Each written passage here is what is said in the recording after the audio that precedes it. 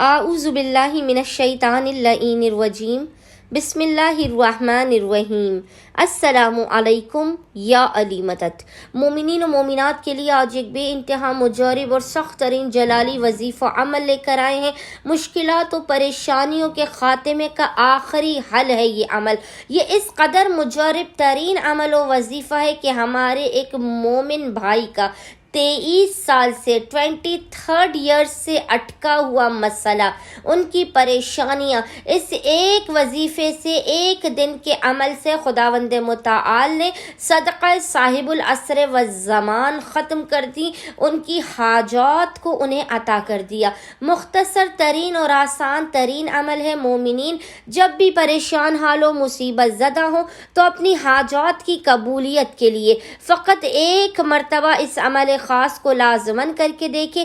آپ کی کوئی بھی حاجت ہو جو پوری نہ ہو رہی ہو، کسی بھی قسم کی حاجت ہو، بیٹیوں کے رشتے کی ہو، اولاد نرینہ کی ہو، باہر ملک جانے کی حاجت ہو، کسی ملک کی امیگریشن کی حاجت ہو، رزق و روزی میں کمی ہو، کوئی بھی حاجت ہو، کیسی بھی حاجت ہو، اس کی قبولیت کے لیے مومنین نے اس عمل خاص کو جب بھی آپ پریشان حال ہو، مصیبت زدہ ہو، کسی بھی دن کر لینا ہے۔ لیکن یاد رکھیے گا یہ عمل آپ نے خصوصی طور پر بعد نماز مغربین کرنا ہے۔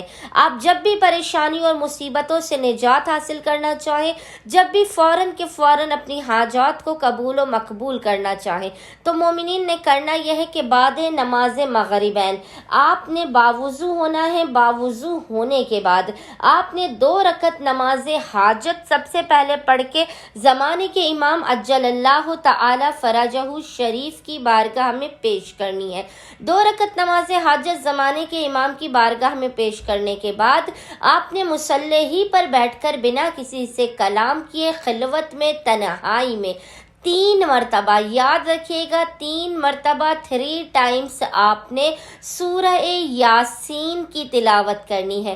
3 مرتبہ سورہ یاسین کی تلاوت کا ہدیہ آپ نے پڑھنے کے بعد زمانے کے امام کی بارگاہ میں پیش کرنا ہے، اور اس کے بعد آپ نے پیشانی کو سجدگاہ پر رکھ کر زمانے کے امام کو ان کی جدہ فاطمہ الزہرا سلام اللہ علیہا کے حق کا واسطہ دے کر دعا کرنی ہے۔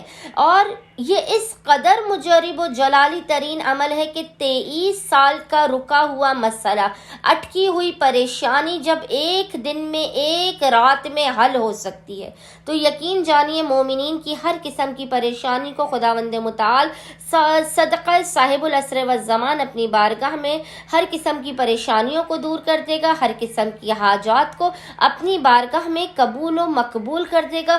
کوئی ایسی حاجت، کوئی ایسی پریشانی نہ ہوگی کہ جو آپ کی باقی رہ جائے۔